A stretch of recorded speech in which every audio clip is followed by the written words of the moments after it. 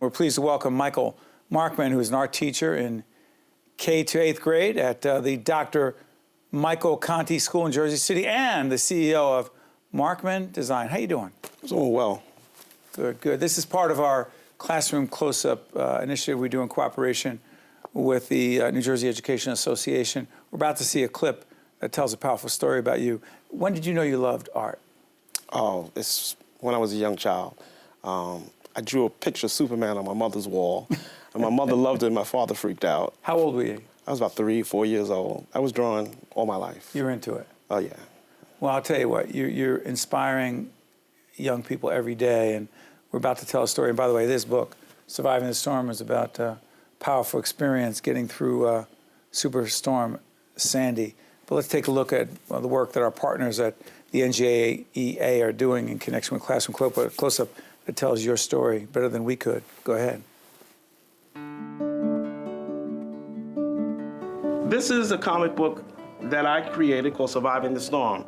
I wrote this during Hurricane Sandy. It was very traumatic during Hurricane Sandy. We lost power for 9 days, and we had to figure out things to do to keep us sane. I needed something as therapy so I can get through the trauma of not having power for 9 days and trying to keep my family calm as well. Every day I'd wake up about 5 o'clock in the morning as soon as the light would come out, and I would sit downstairs in the kitchen by myself, and I would draw out the events that happened the day before. We went downstairs to turn off the alarm and put as much food as we could in the freezer. I found a gas station that was open. The children act out and read the story. And then we have a discussion about what obstacles have they faced in their life? How did they overcome those obstacles? Second grade, I had trouble reading, and so I overcame it by my mom. And from that discussion, it leads into them writing a story with Ms. Faisal about their life and their obstacle. Are you guys excited to do a comic strip? Yeah. All right. It was something he was inspired about during Hurricane Sandy. It was a real-life experience. He wrote it. He introduced it to me. Immediately, I wanted to tie it in with the genre of personal narratives for my students. Eventually, what we're going to do is hone in on the characteristics that he uses and use author's craft, right from Mr. Markman, to create our very own comic. I work with Ms. Faisal, and we comprise a curriculum and a unit dealing with how art is a form of communication and how comic books can promote literacy. And then we've implemented that curriculum into our classrooms, and we've been co-teaching and developing this project, and it's been a wonderful experience for myself, for Ms. Faisal, and for the children, because it's allowed them to express ideas and communicate thoughts in ways that they might not do in a normal setting in an educational environment. My comic strip is about me being bullied in first grade. And it was just nerve-wracking because I couldn't tell anybody, because I believe that my comic, unlike any other, would inspire somebody to be bold and stand up for themselves. After I told my story, it actually made me feel better because I know it will set an example for another boy or girl out there. There are many children and people who are lost. They might have a handicap, they might be depressed, they might not be a literary person. Their voice is important.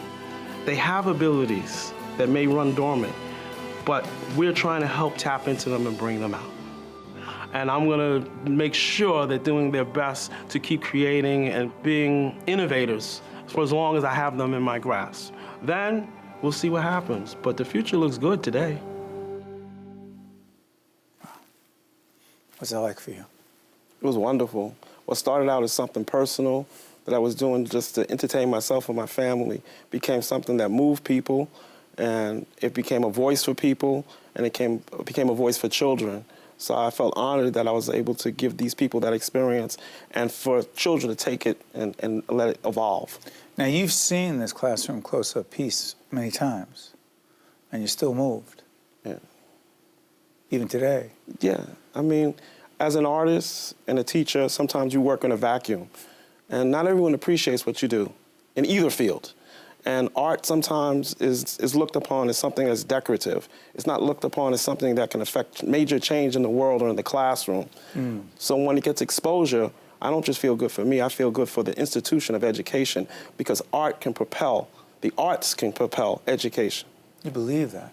I know see it. I know it. How do you know it? I've worked in schools, I've worked in college, I've worked in juvenile institutions, and everywhere I go, I see how self-expression uplifts people. Yeah. You're passionate for teaching.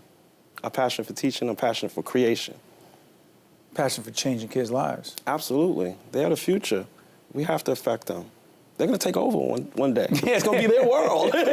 We got to leave a foundation for them. You know you have the gift, right? Well, I'm a humble person. I don't like to say that I have a gift. I say To that teach. I say I'm blessed. Yeah. I'm blessed. Yeah. I like to say that. You're giving a lot to these kids. You keep giving it every day. And you honor us by the work you do every day. And you honor the teaching profession. Thank you. As well as the organization you represent. And anything you want to say to finally all the teachers out there you represent? 30 seconds. Keep on believing what you do. Keep on working hard.